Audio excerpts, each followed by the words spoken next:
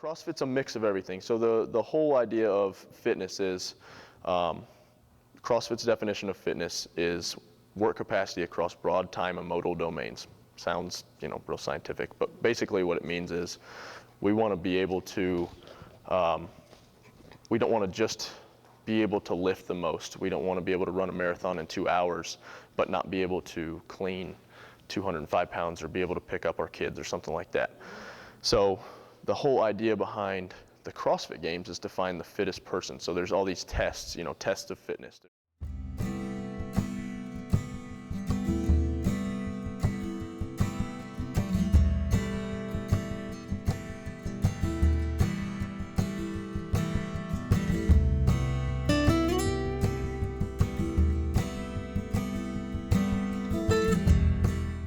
Rich, this is such an exciting opportunity for me. We are so proud of you for being the fittest man on the planet. And this is your buddy here. This is my buddy Gilligan, yep, yeah. Tell me about Gilligan. Tell me about your dog. Gilligan is, come here. My wife got him for me for Christmas last year. And she named him Gilligan before I got home. Gilligan's my pal, my training partner. So he hangs out with us at the gym all day.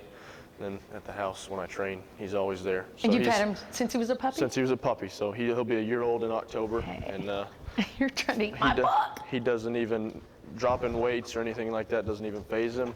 And then on the rowers, there's a fan in there. He'll just sit right by the rower and, let it blow his ears, let it blow his face. So great dog. Now tell me, we're going to have a chance to look at your Reebok CrossFit competition, that little tape that allows people to see that. And come on, bud. Come here. Come here. Be nice. He wants to play. We need to stop. Is he okay? No, he's fine. He just wants to play. All right. We're going to watch that in a second. And what I'm wondering is how did you even get started in this kind of competition? Yeah. So I was getting my undergrad in exercise science at Tennessee Tech, and the head strength coach, Chip Pugh, was one of my professors in getting my undergrad, and training for performance was the class. And he would just show us some videos of CrossFit, and CrossFit's real big virally on videos, YouTube, stuff like that. So he just started showing us some videos, and I was like, try this stuff out, And I showed some interest in it, and he was like, you need to go get your CrossFit Level 1 certification.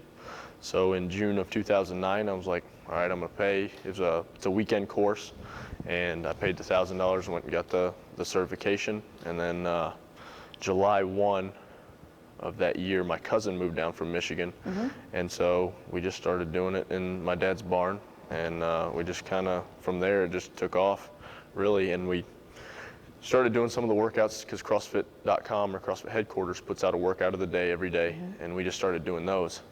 Well, then we started comparing our times to the guys that were competing because the CrossFit Games in 2009 had just taken place. We did some of those workouts, and I was like, our times are comparable, but they weren't quite as good as some of the guys because, we were brand new to it. Right.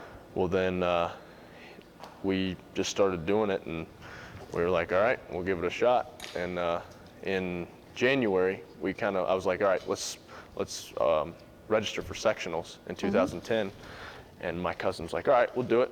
And then he ended up he tricked me, he didn't do it. Oh, no. So I actually had to do it by myself. So we were actually on our way to spring break in Panama City, and the sectionals was on the way. So I was like, all right, we'll give it a shot. Well, I showed up, and you go to these competitions, and some of these guys are just monsters. And you're like, God, I don't have a chance. Yeah. So I was talking to the guys, and I was like, you had to be in the top 15 to transfer to regionals. So I was like, if I'm not in the top 20 at least after day one, let's just go ahead and go.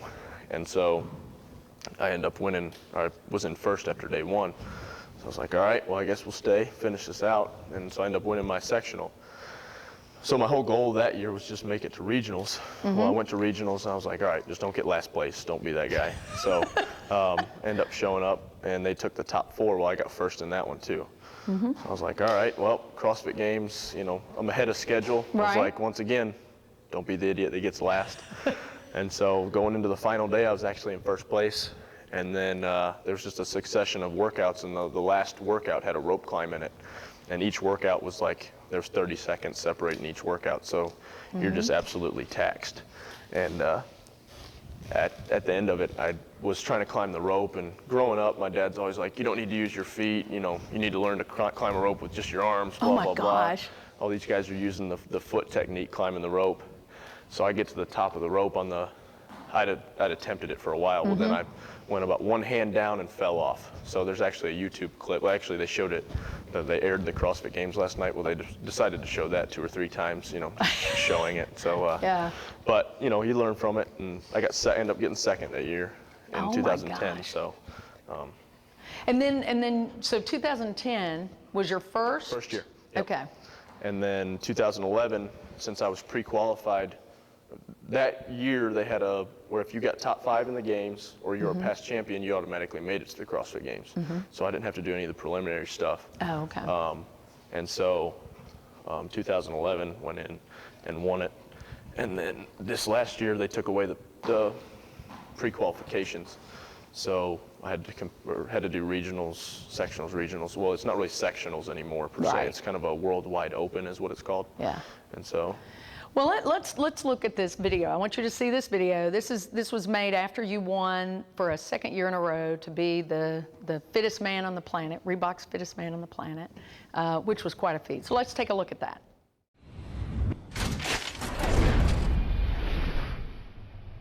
My name's Rich Froning, and I'm here to defend my title.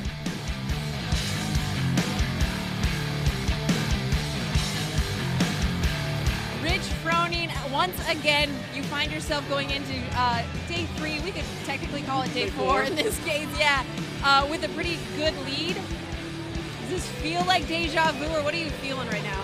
I don't really know. I just wanted to get this one over with. I hadn't won one event all weekend, so I needed to get one under my belt. So maybe a little momentum into tomorrow. I'm going to do my best to be the first repeat champion. Can you kind of recap how today went for you? The shuttle sprint may have saved a little too much, and then that last, like I said, round 4 and 5 of that sled push just got me.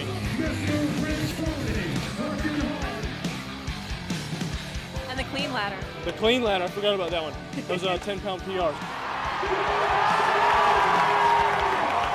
I compete because I was given a special skill set and want to glorify the Lord in what I do.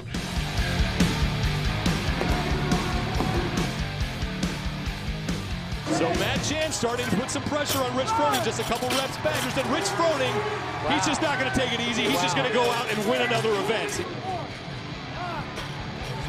Rich Froning is the fittest man on the planet.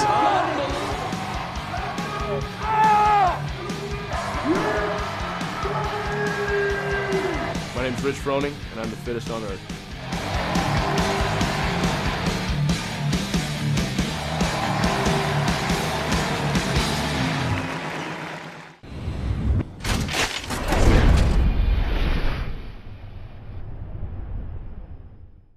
Okay, so that's amazing. It's amazing to watch that. I'm sure the competition over the 3 years was Yeah. more intense. Yeah, it's nuts. More people. Yeah, it's grown. The first year, especially in 2010, you know, it was the first year before 2010, they'd actually done it at one of the guys that is one of the higher ups in CrossFit. His family farm is where they did it. They called it the Woodstock of fitness, kind of. Yeah. And he's got the cord. And come here. Come here. Oh, you crazy dog. He's, you crazy Gilligan. They called it the Woodstock of fitness. And it was at the guy's family farm. Well, it got too big, so zoning issues, Yeah. they had to move it to the Home Depot Center. So the first year I was there was a Home Depot Center. And you know, you come out and it's, the first workout was Friday night, and you're in the stadium, so it was awesome. But you know, there's a ton of open seats. There's 5,000 people there, and the stadium holds, I think, 30,000. Oh my gosh. So you know, it's cool, but you're still like, you know, Yeah. room for improvement. Well, then 2011, there was 18,000 people.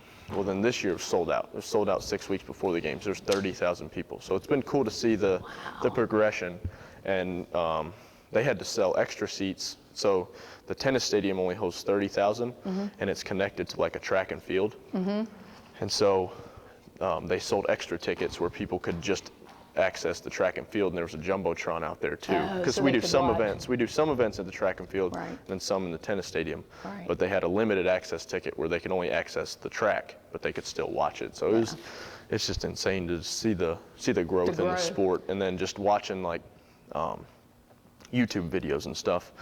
It's cool to compete with the people that I watched their Yeah. videos, and then now people tell me, hey, I saw your YouTube video or something like that. Like I think it was 3 weeks ago we went to Montana and they did a video, and there's already I think 85,000 views on this one video. So it's just insane, you know, like someone coming from Cookeville. Yeah. Is, you know. So how does that make you feel? I mean, there's somebody out there right now training to beat you. beat me, yeah. They're working Yeah. on that. Yeah. How does that make you feel? It's, you know, it's part of it. You Yeah. know? You try to.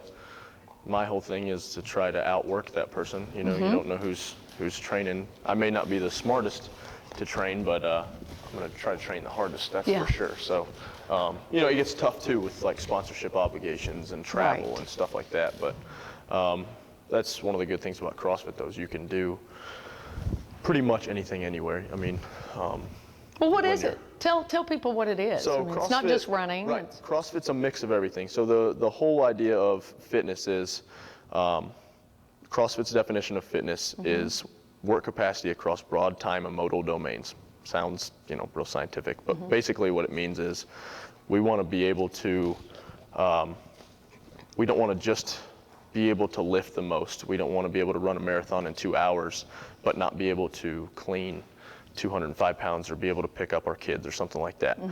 So the whole idea behind the CrossFit Games is to find the fittest person. So there's all these tests, you know, tests of fitness. There is a 1 rep max test. There is a, you know, a long duration test. We did a triathlon. And then there's a mix of all these skills. So you take the person who finishes, you know, not the best in everything, but has the best average score. So you get points per event. And that's how you find the fittest.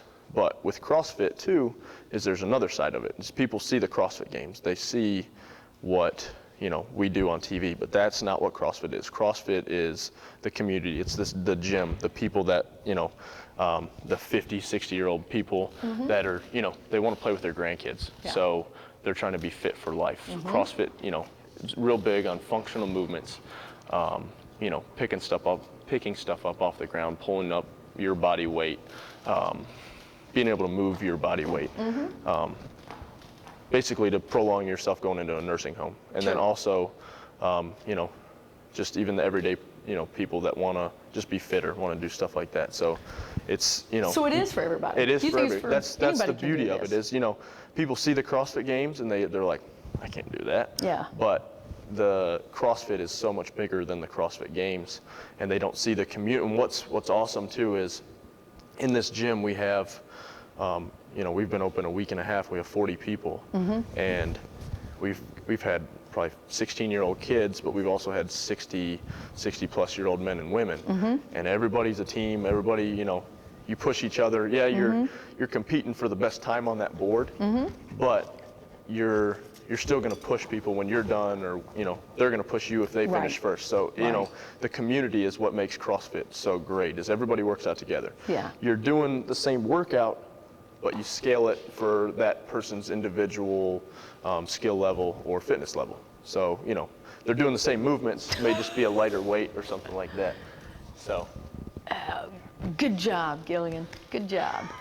He's so funny. Okay, so tell me about your gym.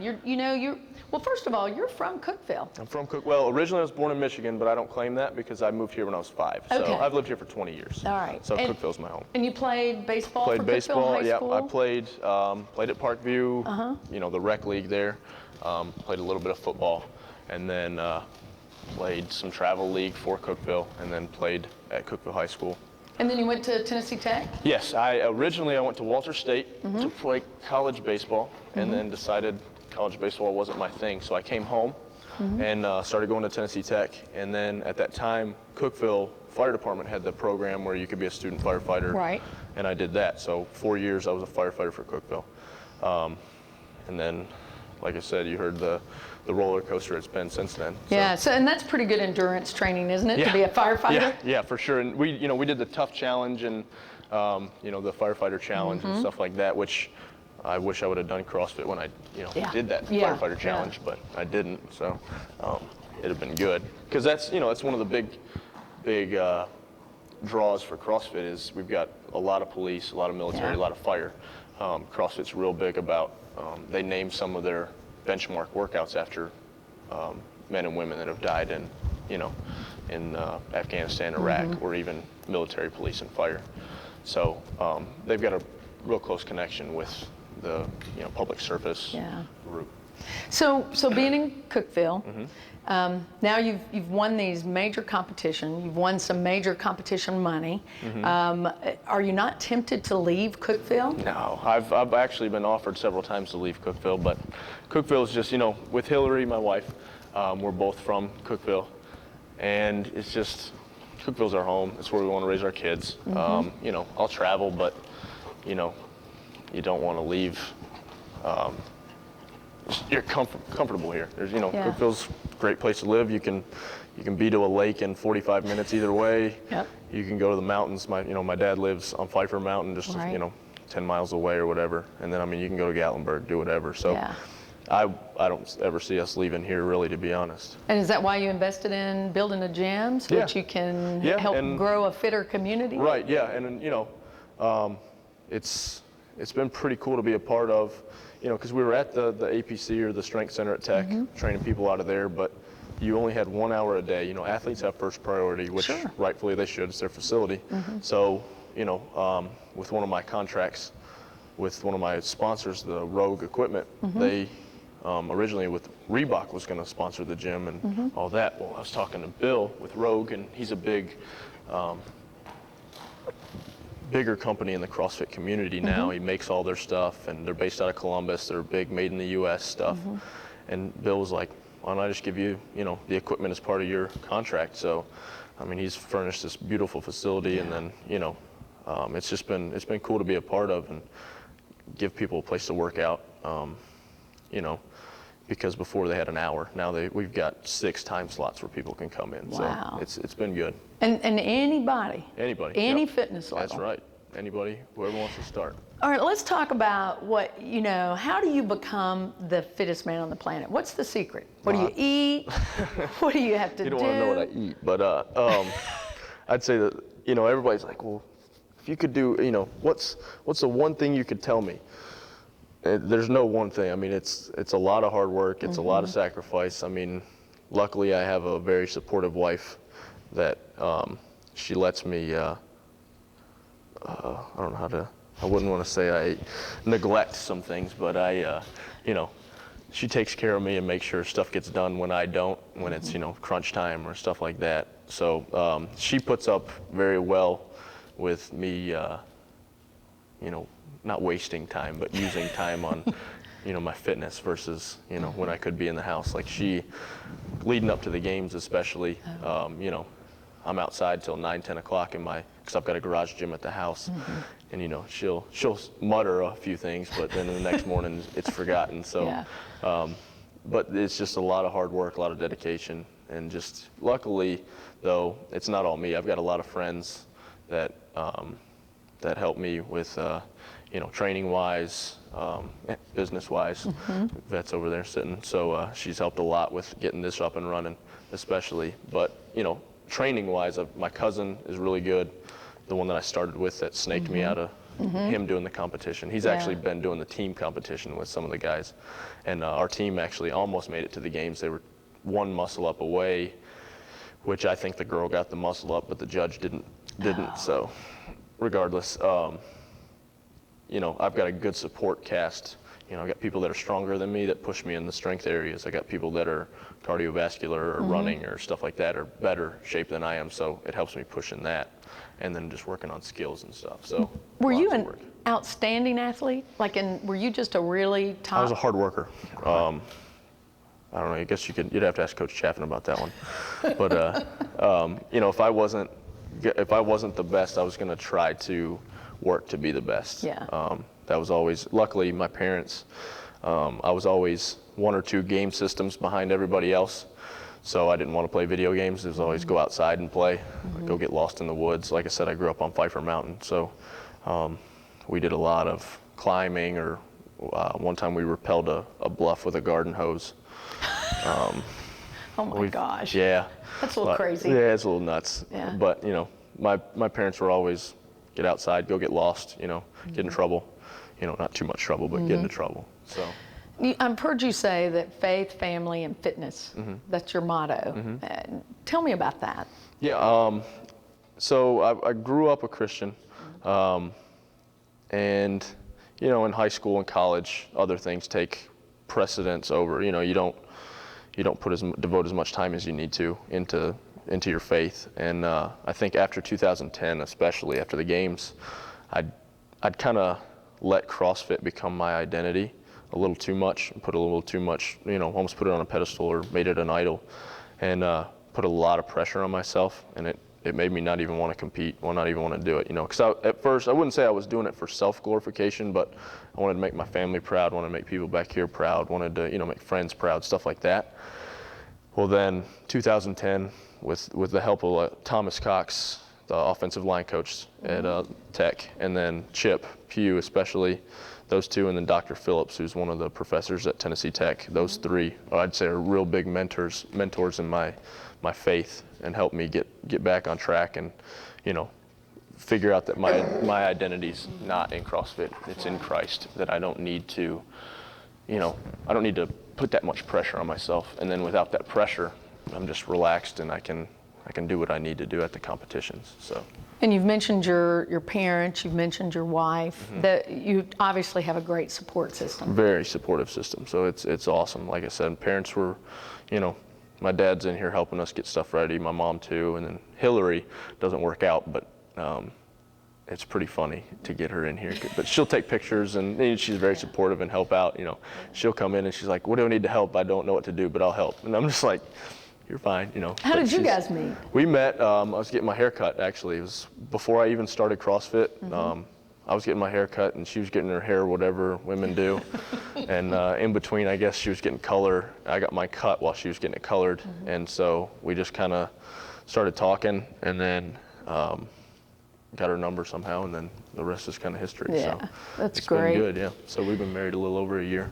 A little over a year. Yep, year and 4 months. And is Gilligan your wedding present? No, Gilligan was my Christmas present this year. So. Oh, is that right? Yep.